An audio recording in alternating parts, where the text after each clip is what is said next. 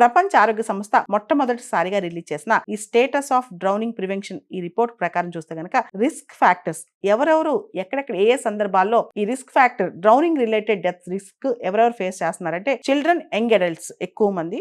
Gender ప్రకారం చూస్తే ఎక్కువ మంది మేల్స్ ఎఫెక్ట్ అవుతున్నారంట. ఈ డ్రౌనింగ్ కి సంబంధించి ఎక్కువ మంది హాస్పిటలైజ్ కూడా అవుతున్నారంట. తర్వాత పేదలు, సమాజంలో దిగువ స్థాయిలో ఉన్న వాళ్ళు ఎక్కువ మంది ఈ డ్రౌనింగ్ రిలేటెడ్ డెత్స్ కి గురవుతున్నారంట. ముఖ్యంగా మత్స్యకారులు, కమర్షియల్ ఫిషింగ్, సస్టైనబుల్ ఫిషింగ్ దీనికి సంబంధించి రిలేటెడ్ యాక్టివిటీస్ చేసే వాళ్ళు ఎక్కువ మంది ఇలాంటి చావులు గురవుతున్నారంట. కొన్ని ప్రత్యేకమైన వాతావరణ మార్పు అంశాలు కూడా ఈ డ్రౌనింగ్ రిలేటెడ్ డెత్స్ కి కారణం అవుతాయి. ముఖ్యంగా ఫ్లడ్స్ కానీ, హీట్ వేవ్స్ కానీ ఇవి కూడా కొంత కారకాలు అవుతున్నాయి అంటున్నారు. చిన్న చిన్న తెప్పల మీద, పడవల మీద ప్రయాణం చేస్తూ సేఫ్టీ మెజర్స్ తీసుకోకపోవడం, అదే విధంగా సముద్రాలు ఒకసారి దాటి అంటే రెఫ్యూజీస్ శరణార్థం కోసం ఒక దేశం నుంచి ఇంకో దేశానికి పాస్పోర్ట్, వీసా లేకుండా తప్పించుకుని పారిపోవటం, ఆ సందర్భంలో వాటర్ వేని రూట్ గా ఎత్తుక్కోవటం, ఇలాంటి సందర్భాల్లో కూడా డ్రౌన్ అయిపోయి చనిపోయే అవకాశాలు ఎక్కువగా ఉన్నాయని చెప్పి రిపోర్ట్ చెప్తోంది.